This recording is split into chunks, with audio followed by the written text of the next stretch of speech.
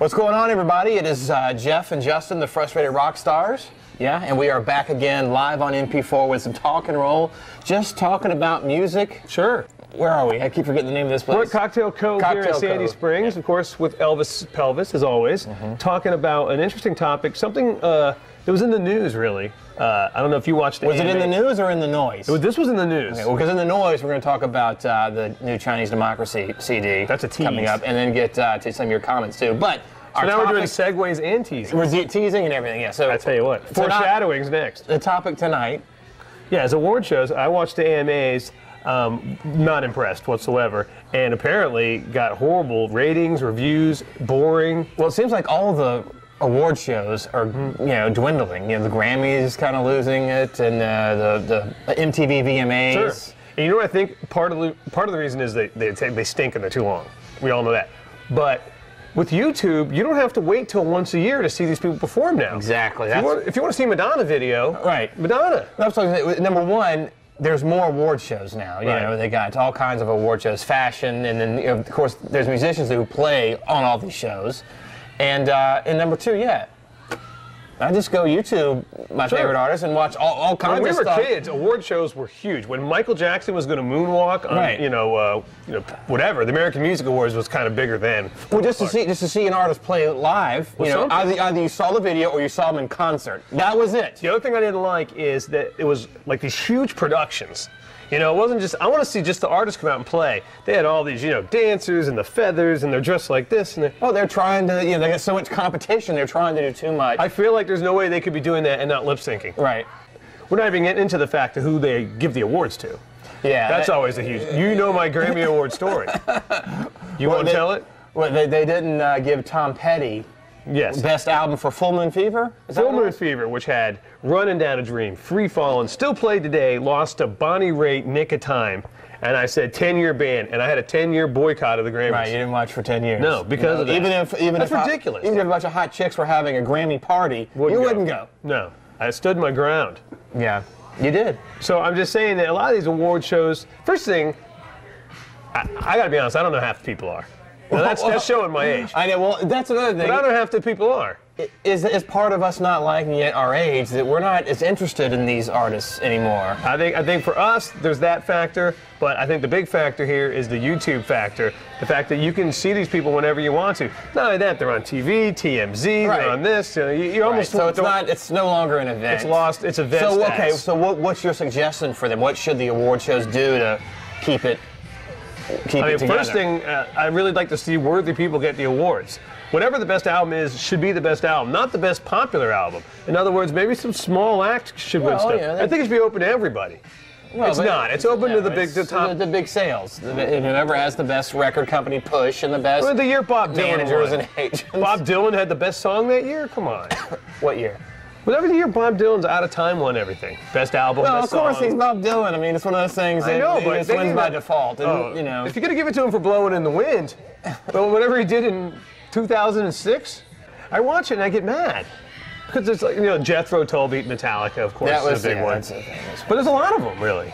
And there's like no common sense. It's like, come on, Bob Dylan did not have the best song of 2006. Right. 1966. Well, then you're saying it should go by just strictly, sales and radio play and. No, I think that everybody should be in not just, it's time for Bob Dylan to win. Oh, it's time for Eric Clapton to win. It's time for Bonnie Raitt to win and beat Full Moon Fever, which was clearly the big album that year. I know. I think the main problem is all the competition. There's just too much stuff out there. You can see your artists everywhere. You don't need to wait for an award show like it was with us. And there's so many of them. Yeah. If there was like 2 award shows. Right, which that's what it used to be. It used to be the AMAs and the Grammys. That was pretty much it. And then the VMAs came along in '84. Then you got Billboard, and you got Nickelodeon, you got American, and then each C-SPAN. Each music network has their own show. So you don't know what to watch. It's all watered down. Yeah. I mean, a Moon Man used to mean something. Yeah. Now it's just Let's turn off the award shows and let's just go into noise. It's out. It's out. Chinese Democracy out in Best Buy only, and actually we call it the Axl Rose album because calling it Guns N' Roses is just ridiculous. It annoys me when people say, "Oh, the new Guns N' Roses," because it's not. But anyhow, we just want to quickly say or give a quick review. I don't know. I think I liked it more than you did. We don't like to review albums. Well, I mean, this is a big one. People want to know what we think about it. I liked it, I think, more than most people did. Really? I understand people's criticism that it's a little slow. Yeah. Starts out fast and a bunch of slow songs. But they're not slow songs, they're soulful. And Axl writes on the piano, and I can tell these songs are from the piano. And I kind of like them. Now, it's not, you know, Mr. Brownstone. No. Well, it's not even all of the Use Your Illusion B-sides. Chinese Democracy is a good song, and I like the Shackler's Revenge. I like the first two, the fast ones. Well, I agree. Here's my thing. I'm not really interested in it. The title track, Chinese Democracy, is awesome. That is an excellent song. Shackler's Revenge, okay. Again, you know, I had the same thing with every new rock album, except for Kid Rock, Rock and Roll Jesus. It's every guitar is just every guitar sound is just this guitar with a wall of industrial sound behind it. You know what I mean? The Velvet Revolver sound. The Velvet Revolver sound. Even the new Motley Crue has that sound. The only real guitar I've heard on a hard rock album lately is Kid Rock, Rock and Roll Jesus. Right. I know exactly what you mean.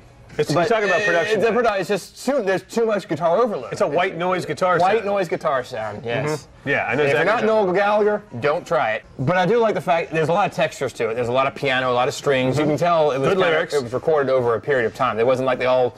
Like 14 years. Yeah, we got a year song. Yeah, most times you can tell, they recorded it at the same time, time and space. There's some texture. There's a lot of overdubs, too, and there's a lot of effects on his voice. And then there's 15 million people that worked on it. Right. Well, so 14 years. Yeah. Overall, I'd give it I'm going to say B minus. Okay.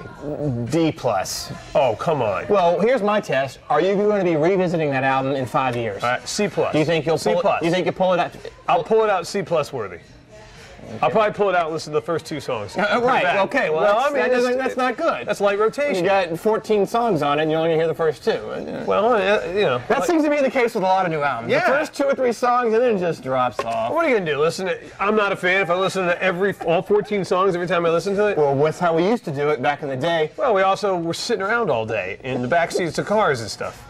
That. Okay, well, if you have any comments about Chinese Democracy, we would love to talk about. We've changed our listening habits with the iPods. I mean, you get the song you want. You know. Yeah, that's absolutely true. That's a whole other topic. Don't feel any guilt about that. Yeah, no, I agree. Don't. I say enjoy your music. Yeah, I mean that's what I say. Yeah, and there are no wrong answers, and enjoy your music. Yes. But yeah, leave some comments about Chinese Democracy if you wish. I'm sure you got some, and we would love to talk about it in. It's pretty good. Commenting. All right, so we did one recently on bands that don't have a definitive best album. Right. Like for example, got a lot of comments. For example, Guns N' Roses, they have a definitive best album. It's Appetite for Destruction. Certainly not going to be Chinese Democracy. The Spaghetti Incident. but there are some bands like Van Halen, Led Zeppelin, AC/DC. You know, you may not have a definitive best album because they're all really good. Okay, so here's someone responding on YouTube. Watch that one. That's a good one. Dalix B96. Dalix B96. And, you know, of course, we mentioned Van Halen, saying that, you know, they're one of those bands, you know, you can't really pick a best Van Halen album because they're all really good. Well, he says, flat out, sorry, but the first Van Halen album is the best one and a milestone. Now, interesting. Okay. Now, I admire his opinion on this one. Yes, and thank you so much for commenting, and especially being a great Van Halen fan. You know, we love that. But some would say 1984. Yeah. Had the most hits. And broke the band mainstream, like really like superstar status. So I mean, you can make an argument for 1984. Just like you can make an argument for the first one. He's not wrong. No. Because the first one is a milestone, but you know, 84. I mean, once you're into you got to have all the Van Halen albums. Yeah. You can't. There is no real Van Halen greatest hits. Like you wouldn't just buy the first one and then not buy any other Van Halen albums. No. You'd get at least all the David Lee Roth. And if you're that kind of fan, you're going to have all the Van Halen albums. Yeah. So thank you so much for commenting. And if you want to do so, leave them at YouTube or email us info@frustratedrockstars.com. Come on, get them in. And check us out Sunday nights, 10 o'clock p.m.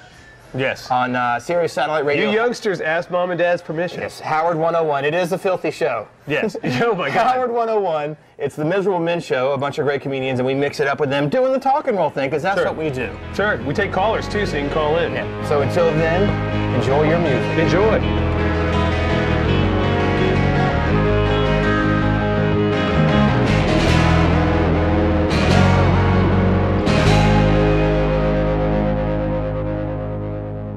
What are you, gangsta? Well, no, 4. You know, four closed caption for the hearing impaired.